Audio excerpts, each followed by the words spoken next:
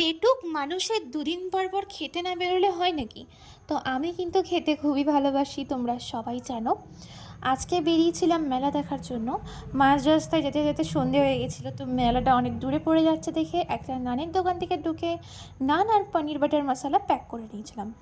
তারপর রাস্তা দিয়ে আস্তে আস্তে সুভাষগঞ্জের ব্রিজের ওখানে একটা চপের দোকান পড়ে, যেখানে দেখলাম গরম গরম চপ পাচ্ছে। প্রথমে এক প্লেট ঘুগনি দিয়ে স্টার্ট করি, তারপর কাকু এসে চপ দিয়ে যায়। আর আমি এখানে মাটন কাটলেট নিয়েছিলাম, যেটার ভেতর ভরপুর মাটন ছিল। তারপর একটা জাম্বো সাইজের চিংড়ি পেয়ে গেছিলাম চিংড়ির চপ থেকে।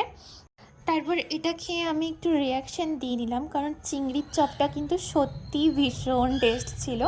মাটন কাটলেটটাও ভালো ছিল, তবে চিংড়ির চপটা একটু বেশিই ভালো ছিল। তো তারপর এটা খেয়ে নিয়ে বিলটাকে পেমেন্ট করে বাড়িতে চলে আসলাম। আর আমি তো পেটুক মানুষ, আমি কিন্তু বাড়িতে এসেই খেতে বসে গেছি সঙ্গে সঙ্গে, সাথে মা আর ভাইকেও দিয়েছি। আর আমার 4 পিস নান নেওয়া ভুল হয়ে গেছে, কারণ 8 টুকরো হয়েছিল, 3জন মিলেও শেষ করতে পারছিলাম না।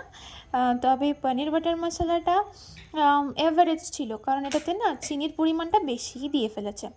তবে নানটা কিন্তু ভীষণ ভালো ছিল, নানের কোয়ালিটি বেশ ফ্লাপি আর সফট, আর পনিরের পিসগুলো ভীষণ ছোট ছোট। আমি পেটুক মানুষ, ওইটুকুটুকু পনিরের পিসে মন ভরে নাকি। তারপর এটা খেয়ে কালকের ইনভাইটের জন্য কী জামা পরবো এটা ডিসাইড করতে করতে ঘুমিয়ে গিয়েছিলাম।